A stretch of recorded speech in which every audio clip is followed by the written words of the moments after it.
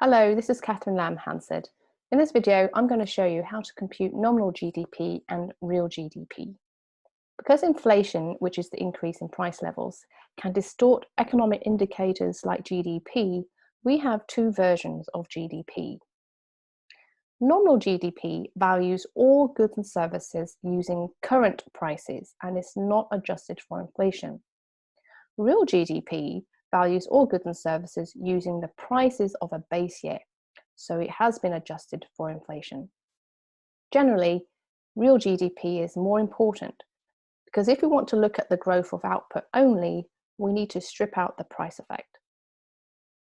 First, let's look at how GDP is computed. I'm going to use a really simple example. Suppose a country only produces pizza and donuts. This table shows the total output of pizza and donut for every year. For example, in 2017, the country produces a total of 400 pizza priced at $10 and 1,000 donuts priced at $2 each. Remember, GDP is the value of all goods and services. The goods in this country are pizza and donuts. Now let's compute nominal GDP for each year. For 2017, we're going to multiply the price of pizza times the quantity of pizza, plus the price of donuts and the number of donuts produced. So 10 times 400 plus 2 times 1,000 equals 6,000. So nominal GDP for 2017 is $6,000. We're going to do the same for 2018 and 2019. Next, let's look at the change in nominal GDP, or the growth in GDP. From 2017 to 2018, nominal GDP increases by 38%, and the following year, GDP grew by 31%. Nominal GDP grows for two reasons. Prices are rising, and the economy is producing a larger quantity of goods.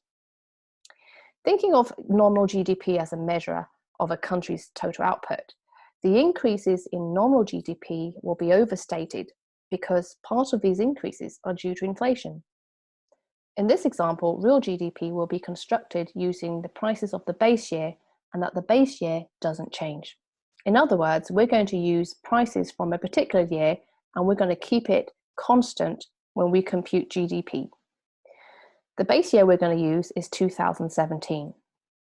So when we compute real GDP, we're going to use $10 for pizza and $2 for donuts. In 2017, we have the same value as the previous slide because the base year of 2017 is the same as the nominal year.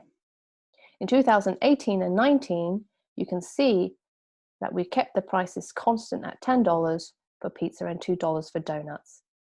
So we're taking out the price effect. The only thing we're interested is looking at the change in output or the change in quantities.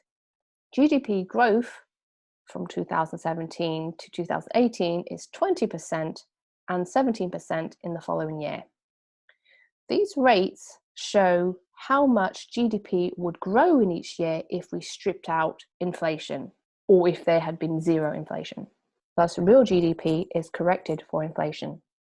The table here summarizes the answers from the previous two slides. In each year, nominal GDP is measured using the current prices. For real GDP, it is measured using constant prices from the base year, 2017 in this example. Again, the change in real GDP is the amount that GDP would change if prices were constant, i.e. if there had been zero inflation. That is why real GDP is corrected for inflation. In reality, nominal GDP is available, so we can use this formula to calculate real GDP. Real GDP is calculated using nominal GDP divided by the GDP deflator, which is a price index, divided by 100. Now, GDP deflator is a published price index, and it is especially used to correct for inflation in GDP. So this table shows nominal GDP and GDP deflator. Using this formula, we get real GDP, which is the last column here. So for 2017, 6,000 divided by The GDP deflator divided by 100 equals $6,000. This graph here shows US normal GDP, which is the blue line, and real GDP, which is the red line, between 1960 and 2012. The graph shows that normal GDP rises faster than real GDP. This should make sense because growth in normal GDP is driven by growth in output and by inflation. Now, growth in real GDP is driven only by growth in output. The two line crosses in 2009, which is the base year for real GDP in this graph. This should make sense because real GDP equals normal GDP in the base year. Now, if you look at the graph before the base year, real GDP is more than normal GDP. For example, in 1980, normal GDP is about $3 trillion, while real GDP is $6 trillion. This should make sense because prices are so much higher in 2009 than in 1980. So using those high 2009 prices to value 1980 output would lead to a bigger result than valuing 1980 output using 1980 prices. Similarly, if you look at after 2009, normal GDP is higher than real GDP because prices are higher in later years than they were in 2009. So now you know the difference between nominal GDP and real GDP.